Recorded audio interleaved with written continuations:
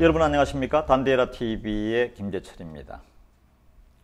아마 한 일주일 전쯤에 여러분 들어와서 유튜브에서 보신 분들 많이 있을 겁니다. 난세 영웅난다. 이순신 얘기였죠.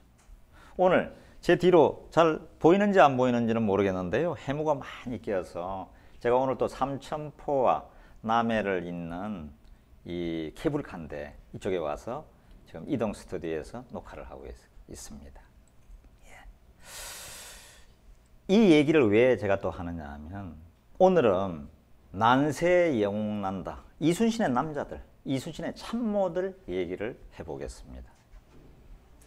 예전에 제가 이제 정치부 기자를 할 때도 보면은 이 대통령 주변이나 장관 주변이나 이 시장 군수나 도지사든 중요한 분들 주변에는 참모가 굉장히 중요합니다.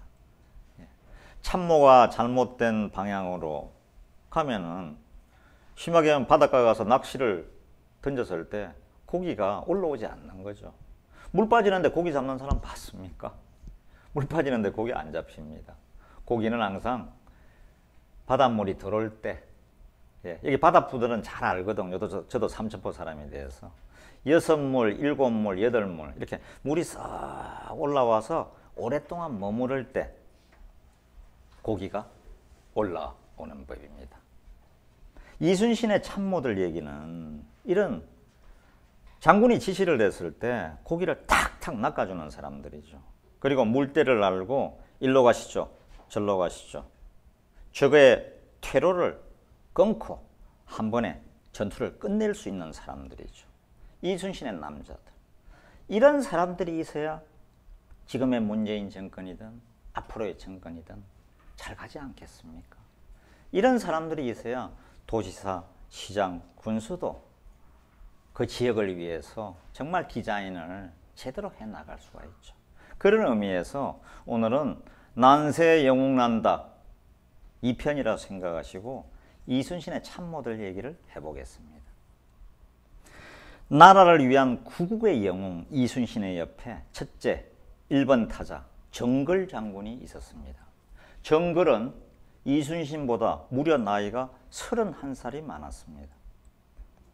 이순신이 전라 자수사로 왔는데 1592년 4월에 임진년이 터졌지 않습니까? 그래서 미리 이순신이 앞을 내다보는 능력이 정말 탁월했던 것 같습니다. 박정희처럼. 그래서 선조한테 장계를 올립니다.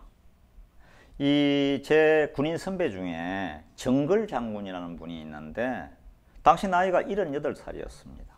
이제는 은퇴해서 쉬고 계신데 그 당시에 78살이면 지금의 100세도 넘는 거죠. 그런데 그분을 조방장, 우리 이순신 부대에 나위의 고문으로 모시고 싶다 해서 장계를 올려서 그 장계에서 조정해서 허락을 했습니다. 그래가지고 옥포해전, 사천해전, 당포해전, 적진포해전, 부산포해전 그 모든 성전을 이룰 때 바로 옆에 정글 장군이 있었습니다. 정글 장군은 위대한 게 아들 정운, 아들 정영과 손자까지 어병장으로 나섰다가 임진년이 끝나기 전에 1598년 전쟁이 끝나기 전에 3대가 모두 전사했습니다. 정말 영웅 아닙니까? 참, 우리 백성들도 이런 생각 한 번씩은 해봐야 됩니다. 이래서 우리 후손들이 이 좋은 땅에 살고 있는 겁니다. 두 번째, 정운 장군 얘기해 보겠습니다. 전라남도 고흥 쪽에 수군 만호부터 시작했죠. 이순신보다도 묵가로 따지면 3, 4년 선배였습니다. 그런데 이순신이 정장군, 정선배, 형님 내가 필요합니다. 날 좀 도와주세요. 해서 정운이 선봉장을 맡았습니다. 항상 유비가 관우 장비 있듯이 관우와 장비 같은 큰 조자룡 같은 큰 장군이었습니다. 그래서 옥포 예전에 선봉장, 사천 예전에 선봉장, 당포 예전에 선봉장, 온통 전성으로 이끌다가 부산포에 이순신이 독특한 게 그거지 않습니까? 저기 이제는 바다에서 이순신 때문에 겁내고 있는데 그 왜군들의 본진 총사령부가 있는 해군 총사령부, 육해공 총사령부가 있는 부산을 그냥 그대로 이순신이 1592년 9월 1일 날, 지금은 부산역 앞입니다. 지금 국제여객터미널 바로 거기 부산 북항입니다. 거기 가가지고 일자진을 쳐서 계속 우리가 포가 강하지 않습니까? 그러면서 초토화시켰죠. 대신에 육지는 절대 올라가지 않습니다. 이순신의 군대는 육지에 올라가서 전투하지 않습니다. 거의 하지 않습니다. 왜냐? 일본 놈들은 사무라이 출신들이 돼서 전국시대를 그쳤기 때문에 칼은 우리가 이길 수가 없었습니다. 그걸 이기는 건 조선의 활 정말 대단하지 않습니까? 정말 대단하죠. 전 세계에서 조선의 활보다 멀리 가는 건 아무도 없습니다. 옛날부터. 그래서 우리의 양궁이 전 세계를 제패하고 있는 거죠. 재밌죠, 제 얘기?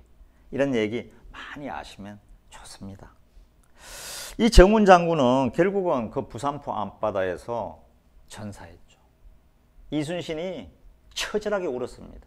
임진왜란 6개월 만에 정운 장군이 부산포에서 전사한 겁니다. 지금의 다음에 어디 여행을 가시면 이 봄날에 이 다도해에 여행하시면, 호남에 여행 가시면 꼭 끝자락 고흥반도에 가서 쌍충사가 있습니다. 그 쌍충사에 고흥분이시거든요. 정운 장군의 위패가 모셔져 있습니다. 저도 예전에 거기 가서 향부를 한 2번 사른 적이 있습니다. 구국의 영웅 정운 장군을 잊지 마시기 바랍니다. 다음에는 여러분들이 너무나 거북선으로 잘 아는 나대용 장군입니다. 거북선을 만들었잖아요. 나대용 장군은 원래 그 나주 사람입니다. 나주 문평면 사람입니다.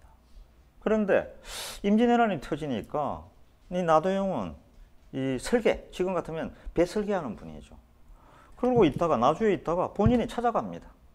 이순신을 찾아가서 제가 철선을 한번 만들어 볼게요.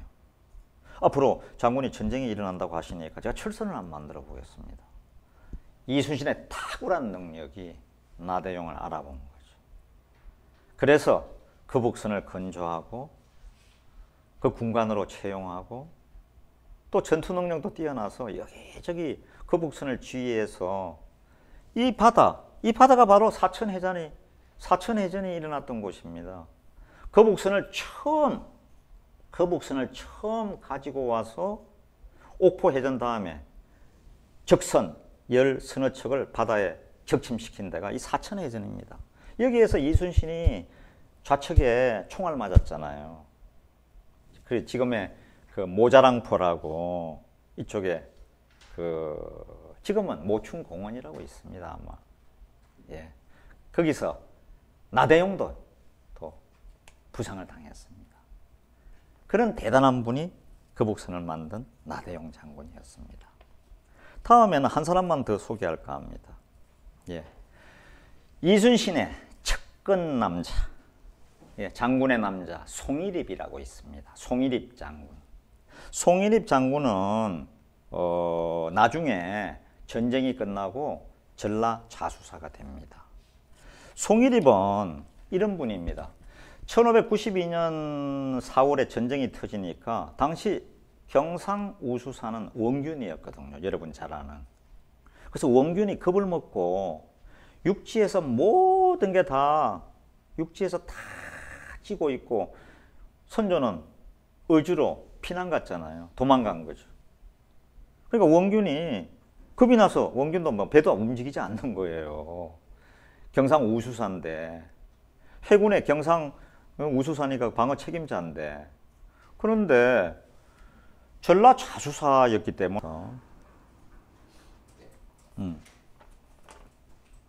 송일입 가볼까? 네. 잠깐만.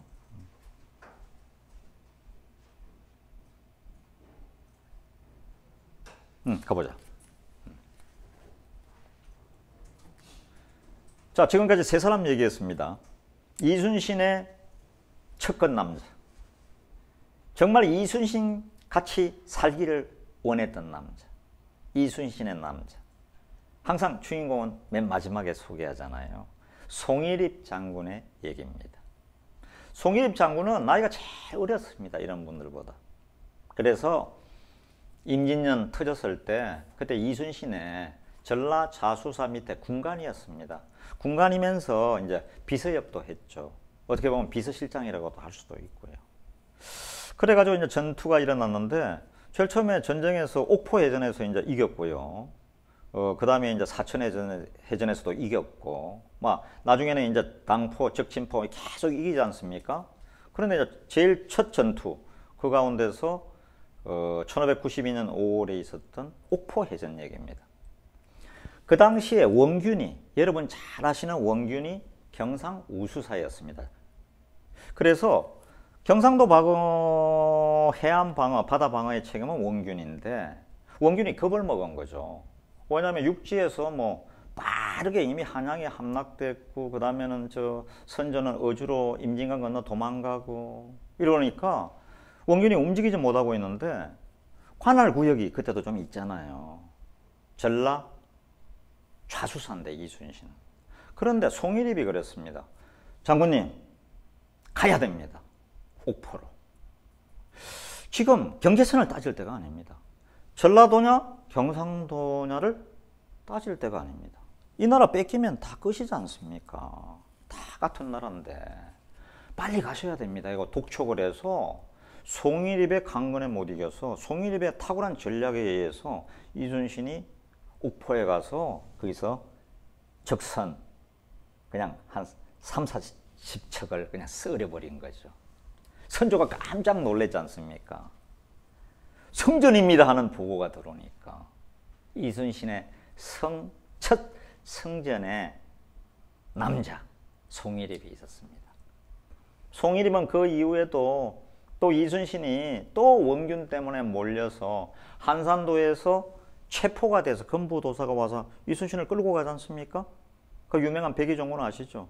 그래서 어건부에 잡혀가서 그냥 처참하게 죽게 되는데 그때 그냥 그 한양에 올라가서 어건부 근처에서 떨고 지냈던 사람이 송일입입니다. 다음에 이제 백의종군을 해서 이순신이 나중에 이제 백의종군 하다가 명랑에서 우리 12척이 133척하고 맞서지 않습니까? 그죠? 그 벽파진, 진도 벽파진, 우수영, 해남 우수영 이쪽을 왔다 갔다가 완도 고검도로 왔다 갔다 하다가 그 작은 배밖에 없으니까요. 그러다가 적선 133척을 한꺼번에 200척이 또 뒤에 있었는데 한 번에 부순 전략 송일입의 머리에서 나왔다고도 할 수 있습니다. 그리고 마지막 남해노량 전투에서 이순신 장군 돌아가셨을 때 송일입도 그 총사령관 명나라에서 총사령관 진린을 구하러 뛰어들어갔다가 진린 구했습니다. 예? 거기서 또다시 총을 맞고 중상을 입게 되죠. 그게 송일입입니다. 마지막에 전쟁이 끝나고 송일입은 이순신 다음에 이제 이순신은 물론 삼도수군 통제사긴 하지만은 그 자기의 뼈를 묻고 싶었던 전라 좌수영의 전라 좌수사가 됩니다. 이순신의 남자였죠. 자, 난세의 영웅난다 2편. 예. 난세에 충신이 나는 법입니다. 참모가 그렇게 중요합니다. 예. 지금의 대통령분들, 뭐 여당 대표, 야당 대표 정말 좋은 참모들 두셔가지고 항상 확인하고 예. 다른 길로 가는 참모는 없는지 항상 엄격하게 관리 감독도 해야 됩니다. 참모는 그냥 두면은 잘못되는 경우가 너무나 많잖아요. 그죠? 저도 느끼는 점입니다. 자, 우리 이순신의 정신으로 단디합시다. 단디해라 방송 많이 봐주시고 구독도 부탁 올리겠습니다. 오늘도 감사합니다.